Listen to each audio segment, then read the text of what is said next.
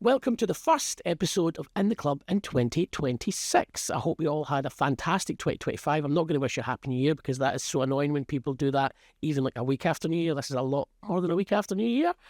We are coming to you today to talk to you about our new campaign called Football DNA and who we're partnering with. Well, funnily enough, they're called Football DNA. Football DNA is a platform that enables coaches to go through all different types of coaching online, and we're partnering with them to give a lucky football club, and you will be very lucky to win this, Football DNA licenses for every coach in their squad. We're giving a full fun football festival. That's really hard to say. Full fun football festival delivered by Pitch Parade, where we're going to bring down to the winning football club's actual academy, and also we're giving away a VOCam so that all the clubs can do all the things that come with a VOCam. They can analyse all the player moves, and they can also live stream all their games, which is quite cool. You could be a parent that's just getting sent a link so you don't need to go out in the cold on a Sunday morning.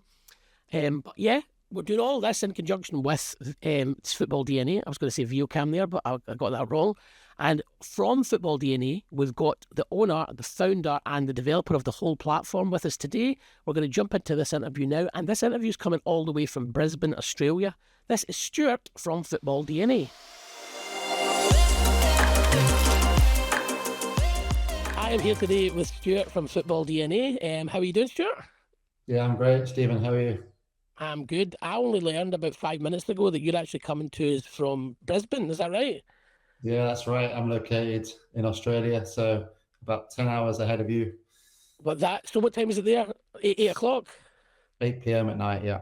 8 p.m. Well, thank you for taking the evening. I mean, I also think we've been doing this now for 4 years, and this is definitely the furthest reaching interview we've ever done. So if there was a trophy for that, you'd get that straight away. So well done. You've expanded our podcast reach immediately.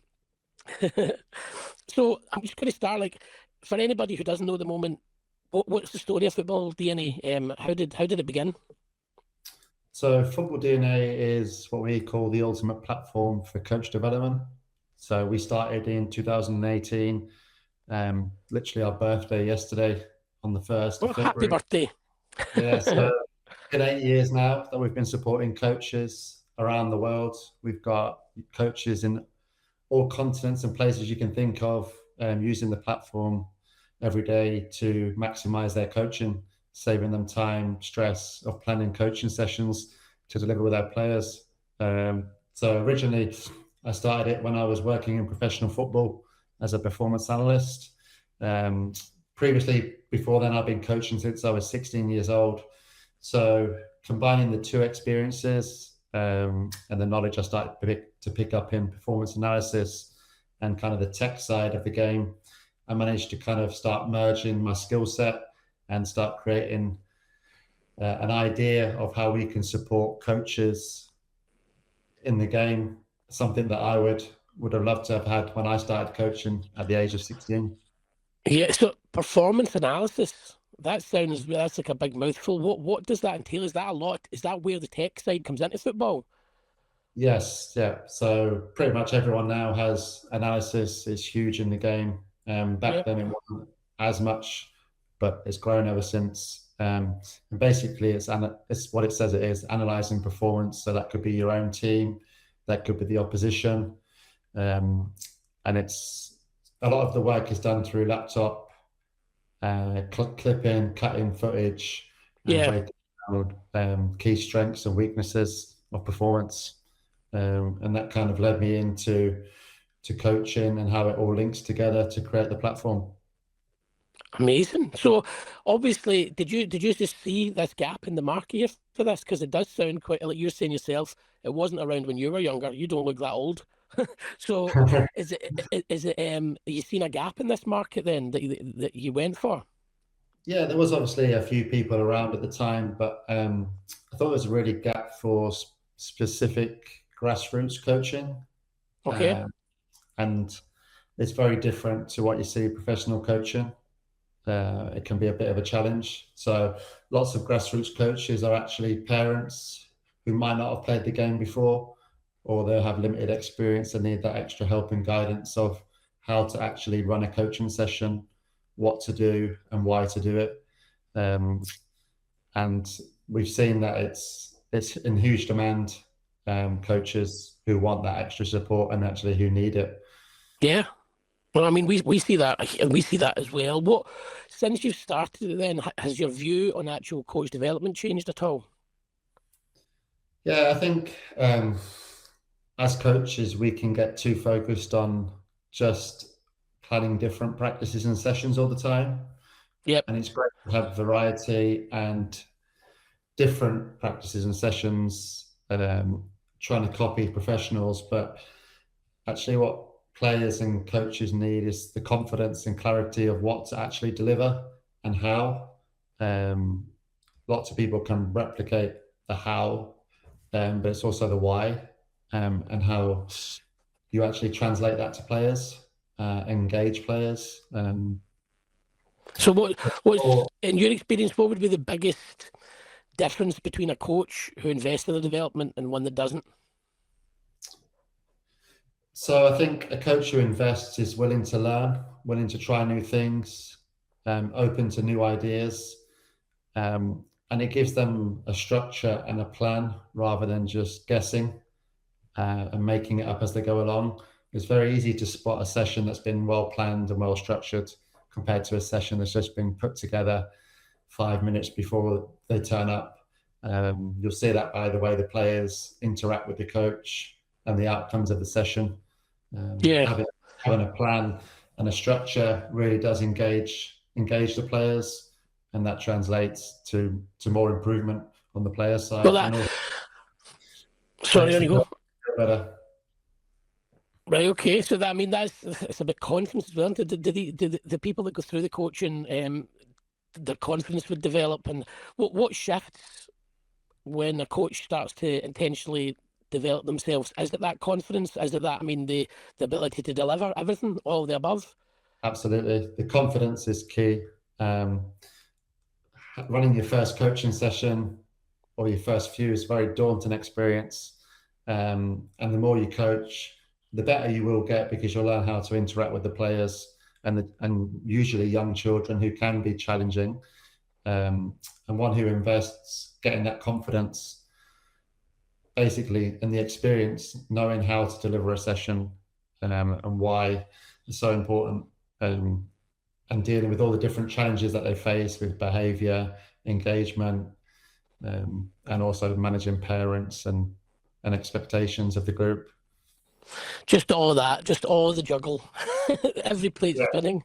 Yeah, it's not easy being a grassroots coach. No, I know we've dealt and interacted right across, albeit not in Australia. I'd like to come to Australia, do a few trips across there, but we've been involved with, say, the Glasgow Cup and the Blackpool Cup, and we've been right in amongst the grassroots community here for a number of years. And yeah, it's quite amazing what goes into it all. And this is just obviously like such a new, a good layer on top of that to actually help them develop themselves. There'll be ones that want to develop more than others. Presumably, there's some people in it for the money. There's some people in it for the development and the kind of betterment of the kids. Do you think that coaches become more creative and within themselves and with the lessons when they're learning like this? It opens up their eyes to a lot more things that they can actually do on the pitch with the kids. Yeah, definitely. It gives them different ways to deliver their coaching. Obviously, you get the courses that will give you a different structure, but there's so many ways to deliver a session. You can do you have any like and you don't need to name names, I suppose, but any kind of prize pupils, I suppose, as it would be, like anybody that you have worked with through DNE and that's kind of really excelled, and that would be your poster person? And we've got loads of coaches who have used the platform and progressed. But really, a lot of our coaches that contribute as well to the platform, seeing their career rise. Coaches like Gavin Strachan, who now coaches at Celtic, he's a contributor to the platform, so you can see his sessions. And he started off, I worked with Gavin at Peterborough, so from League One, so now coaching in the Scottish Premier League, in the Champions League. Amazing. National players, so it kind of encompasses everyone really. So different levels of coaches all getting success from working with the platform. So that's football, Deanie. What about you then? You said you started coaching at 16, is that right? That's correct, yeah. So 16, 17 years now. 17 years, right? So how did your football journey start? Like, even going back beyond that, were you just always into football? I love football as a kid. I Yeah. played since I was 6. My dad was the coach, and that's probably kind of how I got into coaching, learning from him. The same club I coached at, and then from 16 to maybe about 20, I was coaching, and then I gradually got into performance analysis in the professional game, and kind of been in and out coaching since then, throughout that time until building the platform. And I still coach. I coach here in Brisbane at an academy 3 times a week. So it's great to still be involved and see what challenges coaches are actually facing in this modern world we live in. The modern world where social media just distracts them from everything. That must play a part in this and try to get them to engage these days. I mean, I've got two boys. I'm just back from a weekend with them where they drove me absolutely insane, probably because I'd let them spend too long on a laptop yesterday, one of them. But that must, like, these modern things that are put in the way of all this must really hamper the actual coach's ability to try and get people to focus. Yeah, I think it kind of works in the opposite way as well. So they're actually glad to be outside and interacting with different people and play and their Yeah. friends. Because grassroots football is very social. It's all about playing with your friends, making friends for life, really. But definitely it does have an impact on engagement with the players. If you can have an engaged player, that means the player's learning and having fun. If you can't engage with your players, it becomes a very difficult coaching session.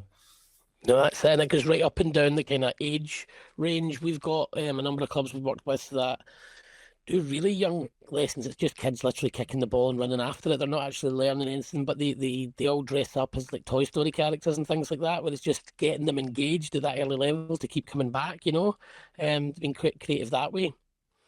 So with football DNA, then what do you want? This is the kind of marketing question, I suppose. What do you want coaches to feel when they are using the platform?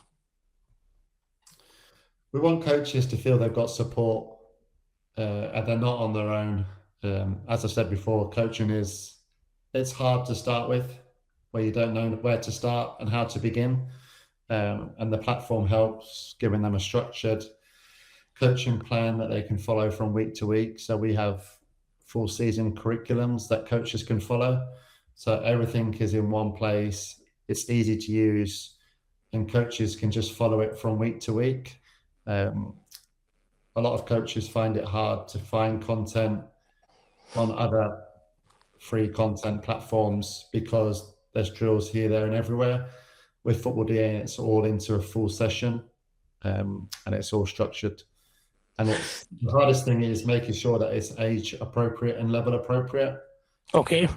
And that goes back to my previous point about anyone can copy another coach's session that they've seen on social media that PSG or Chelsea have used, but it doesn't actually suit the players they're working with because, one, it's too hard, and two, players can't actually deliver this or complete the session because they don't have the required skills to do that. Yeah.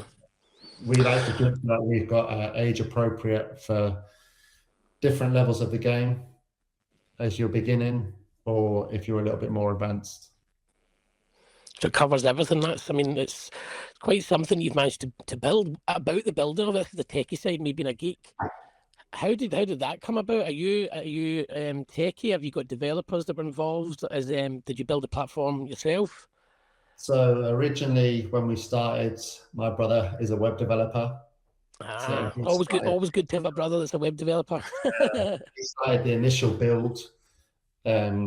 So we had that for about the first 3 to 4 years.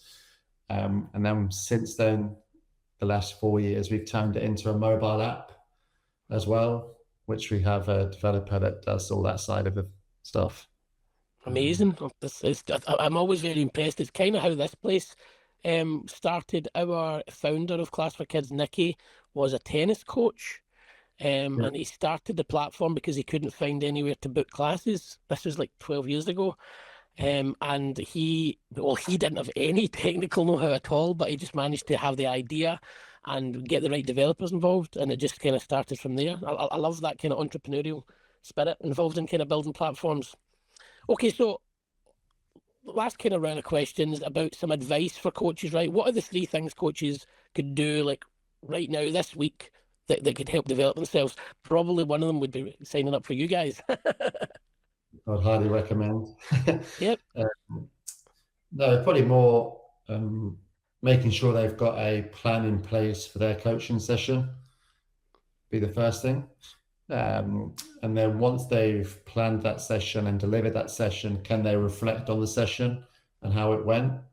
I think as coaches, we're very quick to move on to the next session without actually seeing what went well, what didn't go so well, and also why. As coaches, we can be quite reflective that it's the player's fault all the time, when it might be that our session wasn't designed correctly for the players we're working with. Maybe it was too hard for them, or it might have been too easy and it wasn't challenging enough for them, so that players weren't interested and engaged. So that's what I would definitely say is plan and reflect. The next thing would be kind of be open to learning from other coaches as well. Yep. You might be watching on the Football DNA platform, but there's also loads of great content available everywhere. And like I say, always use what you think your group of players can do rather than just copying and pasting what you see. There's always different ways of learning from different coaches. Fantastic. Well, listen, it's been great managing to catch up with you. We launched the competition today with you. The prize for the competition is going to be the winning club. I think that every coach in that will get a football DNA license for all the coaches.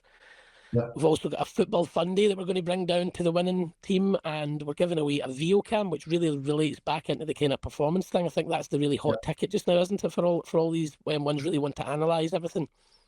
Yeah, I've used VO. It's great bit of software, and really also allows you to reflect on the games you've played, and you can also use it for filming your sessions as well.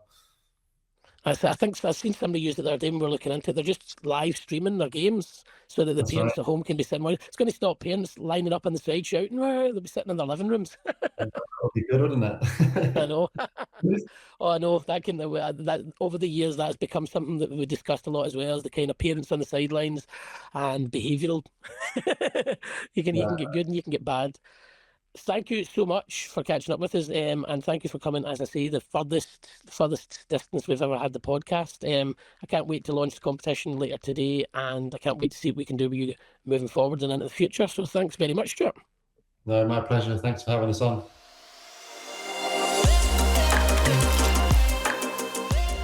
It was great catching up with Stuart from Football DNA there, all the way from Brisbane, Australia. The furthest, as I said on it, the furthest reaching podcast that we've actually ever done. I feel like we're actually conquering the globe. So the Football DNA competition launches today. If you're listening to this in a week's time, then it will have launched a week ago. If you're listening in a year's time, it will have launched last year, and you've missed it. You've missed it. You should have listened earlier. The prizes are Football DNA licenses for every coach on your team, which is fantastic and will help with the development of all the coaches. We're giving away a fun football festival from Pitch Parade, which was really tricky to say. And we're also giving away a VO cam. So all of that goes to one lucky club. I don't know why you wouldn't enter. You must be crazy not to want to enter. Please enter, and we will speak to you next time on In the Club. I don't have a co-presenter today, so I can't really do the bye thing. I'll do it in a really sad way, I suppose, because it's just me or Mo. So bye.